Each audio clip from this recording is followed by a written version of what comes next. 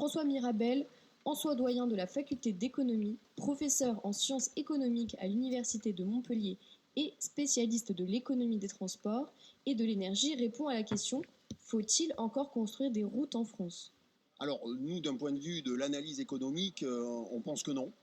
C'est à contre-courant complètement de tous les objectifs européens, mais aussi nationaux, de réduction drastique des émissions de gaz à effet de serre. Je vous rappelle qu'en 2050, l'objectif, c'est d'avoir zéro émission nette, hein, le fameux objectif ZEN, qui est un objectif drastique et qui fait que dans les transports, aujourd'hui, on est à peu près à 120 millions de tonnes équivalent CO2, et il faut qu'on soit en 2050 à 4 millions de tonnes équivalent CO2 en France. Ce qui veut dire que aujourd'hui, mettre en place des infrastructures, c'est totalement incohérent avec les objectifs de réduction de gaz à effet de serre. C'est totalement incohérent avec l'empreinte au sol, puisqu'on le voit, le zéro artificialisation nette, même si là, on est sur un projet qui n'est pas soumis à ce zéro artificialisation nette, mais il y a une problématique qui est très claire, c'est qu'il va entraîner une empreinte au sol très importante, donc une imperméabilisation de ces sols, alors même qu'on dit aujourd'hui que c'est une absurdité. Et puis, clairement, comme on l'a vu, construire des routes, on le sait, toutes les expériences au niveau mondial, au niveau national, au niveau européen le montrent. Quand on crée des routes, on génère du trafic induit qui fait que,